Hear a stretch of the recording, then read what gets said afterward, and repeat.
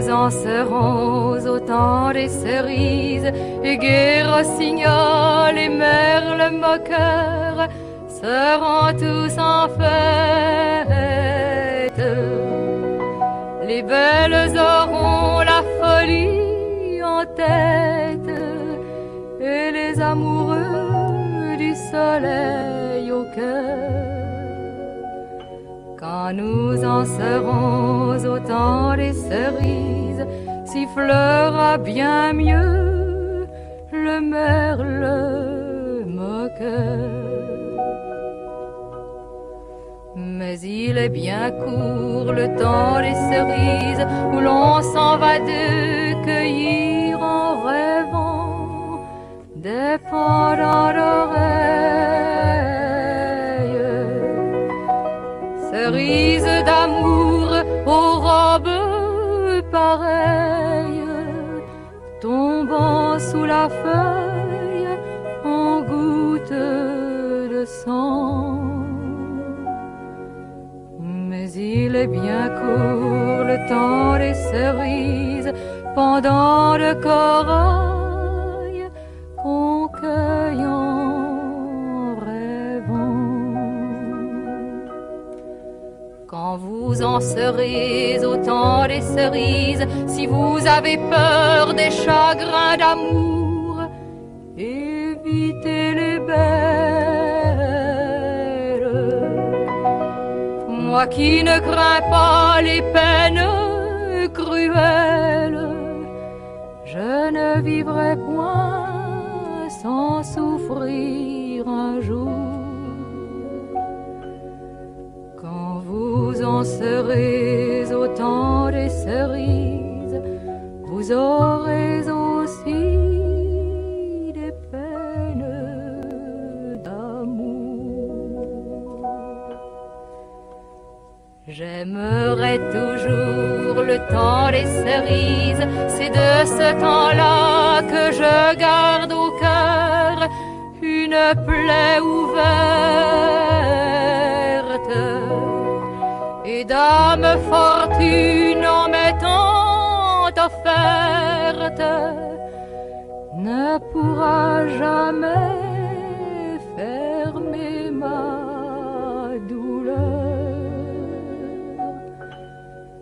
J'aimerai toujours le temps des cerises et le souvenir que je garde au cœur.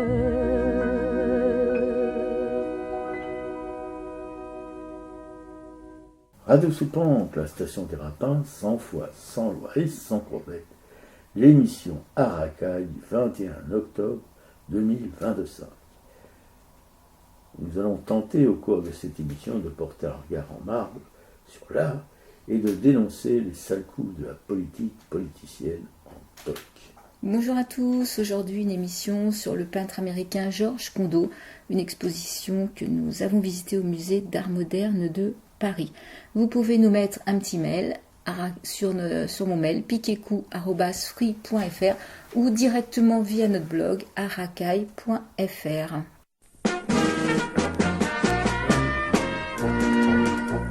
À chaque coin de rue, le travailleur surpris, sur l'affiche se rue des candidats de Paris. On voit beaucoup de promesses écrites sur le papier, mais le peuple ne vide pas de messe, alors ça le fait crier. Le gouvernement de Ferry est un système pourri. Cette floquée de constants sont aussi dégoûtants, car nos ni boulangers ne pourront rien changer. Pour être heureux vraiment, faut plus de gouvernement. Le gros ventruc en Grèce, le suffrage universel vient vous battre la grosse caisse, comme Monsieur Chérodel. Il vous promet tout rose, mais quand il est élu, ça n'est plus la même chose, il vous tourne le cul. Certains énergumènes, débitant de discours, vous redisent les rengaines qu'on entend tous les jours. Moi je suis un homme intègre, moi je suis un érudit, mon copain est intègre, mais le populo leur dit: gouvernement de Ferry est un système pourri. Cette floquée de constants sont aussi dégoûtants, Carnot ni boulanger ne pourront rien changer.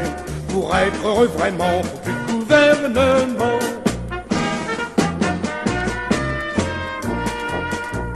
Même des socialistes, membres de comités, soutiennent les fumistes qui se portent députés.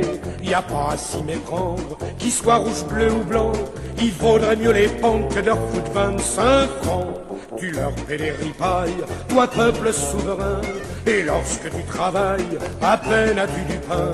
Ne sois non plus si bête, au lieu d'aller voter, casse-leur la margoulette, puis tu pourras chanter. Le gouvernement de Ferry est un système pourri. Cette flotte et le Constant sont aussi dégoûtants. Carnot ni boulanger ne pourront rien changer. Pour être heureux vraiment, faut plus de gouvernement.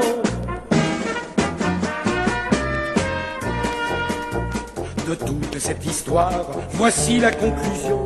L'électeur, c'est notoire, n'a pas toute sa raison. Je n'aime pas le fataliste, je n'ai ni foi ni loi. Je suis abstentionniste, ami, voici pourquoi. Gouvernement de Ferry est un système pourri. Cette flotte et le Constant sont aussi dégoûtants. Carnot ni boulanger ne pourront rien changer. Pour être heureux vraiment, faut plus de gouvernement. C'était Faut plus de gouvernement, Marc Augeret. Pour mon presse-papier, la grande braderie. Non, pas celle de Lille ou de ma petite ville Bobo, non. Que je veux vous causer de celle qui se joue aujourd'hui, et pour quelque temps encore, à l'Assemblée nationale et au Sénat, deux grands marchés dédiés à la fête à neuneux de l'obscurantisme politique en toc. Des parloirs, en quelque sorte. On y cause de tout ça en rond. Les beaux messieurs disent ceci, les belles dames disent cela, dans un brouhaha de foire aux cochons, à Rabastens-le-Bigorre, une petite bourgade des Hautes-Pyrénées. Mais avec tous les accents de nos belles provinces françaises, qui sourdent de la lippe en trou du cul de poule, de tous les maquignons de la susdite politique en toc, ouvrez-moi, en toc-toc, ouvrez-moi, ou le boucher me saignera, tiré de la complainte du Goret, tandis que l'égorgeur y dit son immense coutelard qui le saignera. Hé hé, pas une métaphore de rien. Faut hausser le niveau quand on a la prétention de faire le petit factotum des bavures de l'élite, que je glosais donc sur les derniers croche-pattes des locataires des palais du Parlement. Et qu'il y a à dire, redire et encore dire pour ne rien dire. Sauf que, comme toujours, les dindons de cette foirie dondondaine et dondon, ce sont nous, les pulasseurs, les paumés, les sans-grades, les tumeurs de la société de classe. Sous le prétexte hautement fallacieux d'une mise à l'écurie de la réforme des retraites, tant aimée par le demi-dieu du palais de l'Élysée, nos amis les camarades socialos, à la sous-main de l'ex-gonfle-bouffi Hollande, qui applaudit à tout rompre le discours de politique générale de l'encore-né Premier ministre, font semblant d'y croire et s'abstiennent de voter la censure, qui repart la queue entre les pattes à un peu beaucoup moins de 20 voix de la victoire en chantant qui pouvait nous ouvrir les portes de la barrière. Et que, gros gens comme devant, nous sommes jusqu'à un prochain caprice de la fortune, et je causais là pour les éternels oubliés de la richesse, foutus en dehors de la justice sociale à grands coups de botte dans le fondement, à force ça fait beaucoup bobo, qu'il serait salutaire qu'on refasse une santé à la lame de la machine de Guillotin. Il y a du lard à trancher, et que les peuples de France et d'ailleurs, nous sommes des partageux, remettent de l'ordre dans les priorités prioritaires, et pas qu'en traversant la rue. On nous l'a fait une fois, ce gag foireux, et si nous avons les poches trouées, notre mémoire ne l'est pas. Faut plus de tout ça, faut plus de rien, ni de gouvernement, ni de parlement, et pas que dans les goualantes du pauvre gros gens comme devant. C'est maintenant, dans la rue, que ça se passe. Et foutre le feu à la pierre, que même si ce n'est pas gagné, ça peut le faire. Reste trop de palais à astiquer et pas assez de logements pour les millions de nos compatriotes les moins friqués. Voyez la coupure ? On divise, on oublie le feu, on se reconvertit. On divise, on subdivise, les bourses princières où squattent les privilégiés de la fortune bien mal acquise, celle aussi où baugent les nantis de la presqu'île politique en toc, et ainsi de suite d'appartements haussmanniens en bicoque dans l'île Saint-Louis. Autant en emporte le vent en province provinciale. La liste de ces gâteries, un bras d'honneur à l'équité, un slogan de nos représentants qu'ils se croient et qu'ils croient qu'on y croit. Les illusions ont le cuir dur, les crocodiles aussi. Les Retailleau, Darmanin, Dati, Vauguez, Le Pen, Ciotti, Lecornu, Louberou de charrette à bras, et marre de les décompter, auront, dans un avenir le plus proche possible, l'intense plaisir de danser pour nous au son enivrant de la carmagnole, ou du chant du départ, peu pour faire un bras d'honneur à leur folle course à l'échalote, qu'une bande de gueux applaudira pour les encourager. Enfin un vrai effort, pas dans leurs habitudes de fouisseurs de terriers. Aux abris les mecs, aux abris. Je souhaite à tous ces téméraires romblards d'occasion une fin moins horrible. Mon éducation judéo-chrétienne qui me serre les burnes depuis si longtemps, et pas de remède contre ces ch'touilles des encalotés. Un jour peut-être, un coup de génie d'un petit gars qui s'appelle Armand, et qui n'a pas de papa, et qui n'a pas de maman. Oui, alors effectivement, hein, ces socialistes, on savait que c'était des traîtres, ça se confirme et c'est absolument pitoyable. 18 voix, c'est pas grand-chose. Les écolos, alors, ont voté la censure, mais 3 écolos ne l'ont pas voté. Et dans les 3 qui ne l'ont pas voté, on retrouve Dominique Voynet. Donc, Dominique Voynet, qu'on a connu à Montreuil comme maire de Montreuil, et qui effectivement n'est pas quelqu'un de spécialement fiable. Et dans ce vote des socialistes, donc qui, toi tu dis une mise à l'écurie, c'est une suspension jusqu'aux élections prochaines, c'est-à-dire pas grand-chose de rien du tout.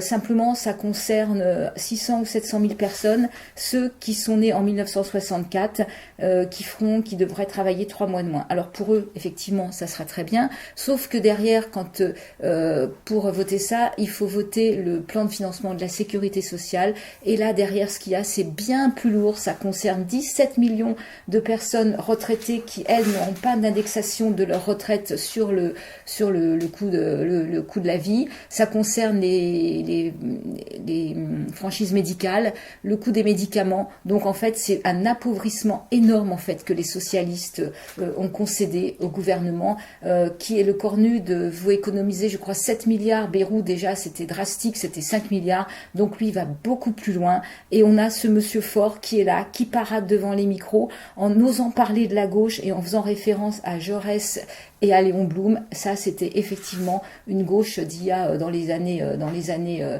Première Guerre mondiale et les grandes conquêtes sociales. D'ailleurs, on rappelle aussi quand même que Léon Blum, il y a eu des conquêtes sociales, c'est parce qu'il y avait aussi beaucoup de personnes dans la rue que ces conquêtes sociales ont abouti. Et là, on est quand même très, très en colère de tout ce qui se passe, quoi. Oui, sauf que nos petites colères, ça va pas changer grand-chose. Voilà au programme de ces enfoirés. Monde! Ouais, et on sait pas, peut-être que peut jaillir des étincelles à un moment donné, à force de nous prendre vraiment pour des imbéciles, et de ce Macron qui s'accroche, qui continue de nommer quand même des gens, des ministres de sa majorité, alors que sa majorité n'existe plus. Il a une popularité qui est vraiment au plus bas. Qui se confortent, et en plus tous ces hommes politiques ont un discours, une assurance telle que en fait ce chaos politique qu'on vit actuellement en France, quand même, parce que je pense qu'on est quand même effectivement la risée avec tous ces gouvernements qui se succèdent, ils ont le culot de dire que c'est de notre faute, en fait, que c'est de la faute de l'extrême gauche, ou s'il y a cette instabilité politique. On est désolé, en juin 2024, les Français ont voté en majorité le NFP, aucun Premier ministre du NFP n'a été nommé, il fallait passer par là, quitte à ce que ça ne fonctionne pas. Dans ces cas-là, on aurait pris acte, effectivement, on aurait peut-être accepté autre chose, mais là, il nous mène par le bout du nez, et on nous fait croire que nous sommes, nous, responsables de ce chaos démocratique, quoi. C'est quand même assez scandaleux. Alors sinon dans les infos, alors moi on peut toujours parler un peu de la Palestine. La Palestine, il y a eu des échanges de prisonniers, et sur le site de l'Ourdip, qui est un média qui parle régulièrement de ce qui se passe en Palestine, il faisait mention des prisonniers palestiniens qui avaient été restitués aux familles, et ils disent qu'il y a 90 cadavres de Palestiniens qui ont été restitués à Gaza par les autorités israéliennes, donc selon ce qui était prévu par l'accord de cessez-le-feu, et que en fait dans ces cadavres, beaucoup présentaient, d'après les médecins, des signes de torture, d'exécution, les yeux bandés, les mains menottées, des blessures par balle à la tête. Donc, et en plus, les médecins de l'hôpital Nasser dans la ville au sud de Gaza, dans la ville de Khan Younis, qui ont réceptionné les corps, en fait, via la Croix-Rouge locale, en fait, ne peuvent même pas identifier ces Palestiniens, parce qu'ils n'ont pas les moyens de faire des prélèvements ADN. Ça veut dire que les familles n'auront aucun retour, aucune trace, en fait, de leur mort, et pourront même pas faire une cérémonie pour elles-mêmes, quoi. Qu'est-ce que ça peut foutre? Dès l'instant que les morts israéliens font la joie des pleureuses sionistes, voilà. Et c'est encore une fois une démonstration, s'il était nécessaire d'en avoir une de plus, de poids, de mesure. Voilà, mais la Cour pénale internationale enquête quand même sur ces allégations, bien sûr, de crimes de guerre auprès du service pénitentiaire d'Israël, que le Guardian a contacté pour obtenir des commentaires. Alors bon, je pense qu'il y aura des conclusions, effectivement, qu'il s'agit bien de crimes de guerre. Après, on sait bien qu'Israël est au-dessus de toutes les lois, au-dessus de l'international, donc voilà, exactement. Comme la Russie. Et c'est pareil, il y a des témoignages sur ce site-là de militants des flottilles humanitaires qui ont vraiment subi des maltraitances en étant privés de nourriture, en étant obligés de regarder le drapeau israélien, en étant malmenottés, il y en a un qui disait qu'on avait pratiquement voulu lui casser les poignets. Ils étaient dans une prison là dans le Negev, qui est une des prisons les plus dures d'Israël, et les Sud-Africains, dont le petit-fils de Nelson Mandela a été particulièrement maltraité, parce qu'effectivement c'est l'Afrique du Sud qui a été la première à porter plainte auprès de la Cour pénale internationale, quoi. Alors sinon, en parlant de la Palestine, j'ai assisté au Théâtre du Soleil samedi après-midi à un spectacle qui s'appelle Une assemblée de femmes. C'est le Théâtre national palestinien qui travaille à Jérusalem, qui avait travaillé cette pièce. Cette pièce a été travaillée avant le 7 octobre, et elle a été accueillie au Théâtre du Soleil, donc pour quelques représentations, et ça faisait du bien aussi de voir ces Palestiniens et Palestiniennes, parce qu'une assemblée de femmes, c'est d'après Aristophane, Aristophane avait fait une comédie sur les Athéniennes qui se réunissaient à l'insu de leur mari pour prendre des mesures, justement en disant qu'un pays gouverné par des femmes marcherait tellement mieux qu'un pays gouverné par les hommes. Et donc là, c'est une version palestinienne de cette comédie d'Aristophane, et c'était vraiment très très chouette. Il y avait des parties, il y a un documentaire qui est visionné après, qui est montré après, où on interviewe beaucoup de femmes palestiniennes sur ce qu'elles pensent des hommes, des gouvernements, comment on pourrait faire, et il y a vraiment plein d'idées qui fusent, et ces interviews sont faites auprès de femmes complètement différentes. Il y en a qui sont voilées, d'autres pas voilées, elles sont jeunes, elles sont plus âgées, et c'est vraiment très riche, et ça fait toujours du bien de voir des femmes discuter ensemble, qui en fait effectivement, un pays gouverné par des femmes fonctionnerait forcément beaucoup mieux, parce qu'on n'est pas dans les mêmes objectifs. Je suis pas sûr que les femmes israéliennes soient aussi, comment dirais-je, dans la fraternité que les femmes palestiniennes. Je sais pas. Entre des livres qui sont sortis, qui concernent pas forcément la Palestine, mais sur le coût à la société de cette domination masculine et de ce patriarcat, qui en fait, si on regarde qui en fait coûte cher, on s'aperçoit que les hommes coûtent à la société beaucoup plus cher que les hommes, que globalement que les femmes, que globalement ce sont les hommes qui sont majoritairement en prison, ce sont les hommes qui font beaucoup plus d'accidents de voiture que les femmes, ce sont des hommes qui tuent des femmes. Il y a des violences beaucoup plus de la part des hommes, donc qui induisent des coûts derrière, des coûts de soins. Donc en fait, ce coût du masculin, il est énorme, effectivement.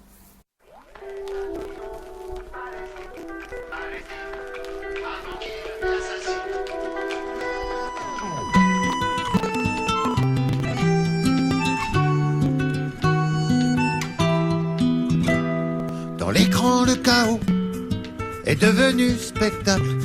Partout c'est la misère, les cris, les bas. Les charognards commentent et nourrissent leur une. D'aucuns s'en satisfont, sans retenue aucune. Tandis qu'un peuple crève en info continue, des experts défilent et toute honte bue. Les chaînes se repaissent de leurs chiffres d'audience. L'aubaine parfois se perd au prix de l'indécence. C'était un joli nom, Palestine. Palestine, avant qu'on l'assassine. C'était un joli nom, Palestine. Palestine, avant qu'il l'assassine.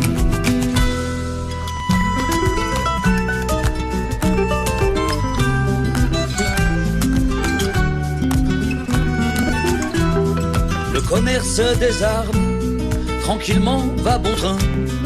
Le libre-échange marche comme jamais, tout va bien. Le cynisme et la guerre engrossent la finance. Et les fous au pouvoir exercent leur démence. Les tyrans sont légion et peuvent dormir tranquilles. Ils négocient les morts en diplomates habiles. Ceux qui hier encore scandaient plus jamais ça Tempèrent leurs propos pour leur électorat. C'était un joli nom, Palestine. Palestine, avant qu'on l'assassine. C'était un joli nom, Palestine. Palestine, avant qu'il l'assassine.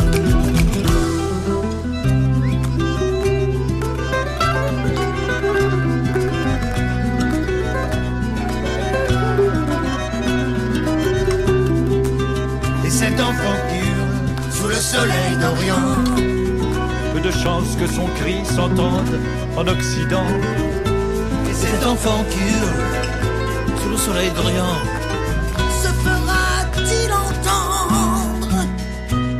C'était un joli nom, Palestine. Palestine, avant qu'on l'assassine. C'était un joli nom, Palestine. Palestine, avant qu'il l'assassine. L'Orient perd ses moyens, l'Occident est à l'Ouest.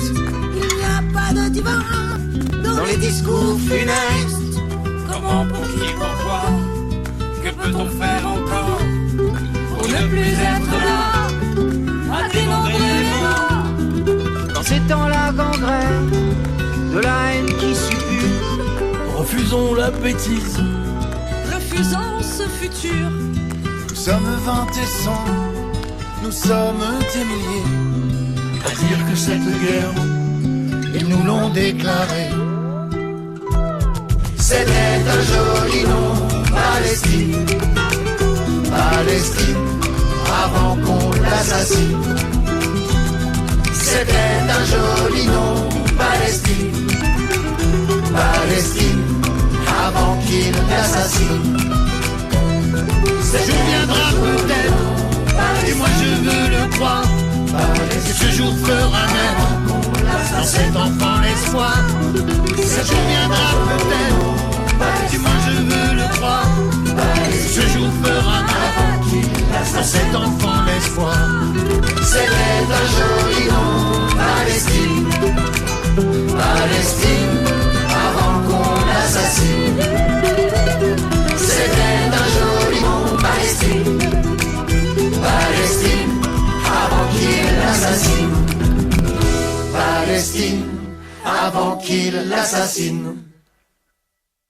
Alors une chanson qui nous a beaucoup plu, c'est Yves Jamais qui a regroupé plusieurs chanteuses et chanteurs pour Voix pour la Palestine. Oui, avec un petit bémol, c'est qu'il disait, il parle de la Palestine au passé. Ouais, c'est dommage. Mais c'est dommage.